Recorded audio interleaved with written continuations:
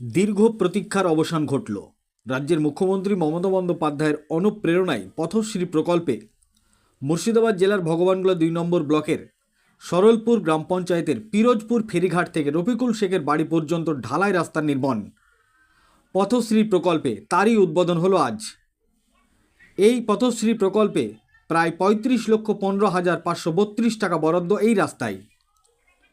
উদ্বোধনে উপস্থিত ছিলেন সরলপুর গ্রাম পঞ্চায়েতের নির্মাণ সহায়ক তরুণ স্বর্ণকার, পঞ্চায়েতের প্রধান হাসিনা বিবি, উপপ্রধান ফিরোজ আলম, এলাকার বিশিষ্ট সমাজসেবী মাইনুল ইসলাম, এছাড়াও এলাকার গণ্যমান্য ব্যক্তিগণ এবং গ্রামবাসীরা উপস্থিত ছিলেন। কি বলেছেন তিনারা সংবাদ মাধ্যমের সামনে দেখাবো আপনাদের।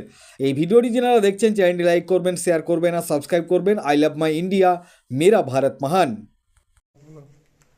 সরলপুর গ্রাম পঞ্চায়েতের অন্তর্গত পিরিজপুর ফেরিঘাট হইতে আলাউদ্দিন শেখের বাড়ি পর্যন্ত 720 মিটার রাস্তা, মাটির রাস্তা দীর্ঘদিন ধরে পড়ে আছে। রাস্তায় চলাচলের খুব অসুবিধা হওয়ায় জনসাধারণের আবেদনের ভিত্তিতে মাননীয় মুখ্যমন্ত্রীর অনুপ্রেরণায় 35 লক্ষ টাকা পথশ্রী প্রকল্পে বরাদ্দ করা হইয়াছে। সেইখানে কাজ শুরু করার জন্যে উদ্বোধন করা হইয়াছে।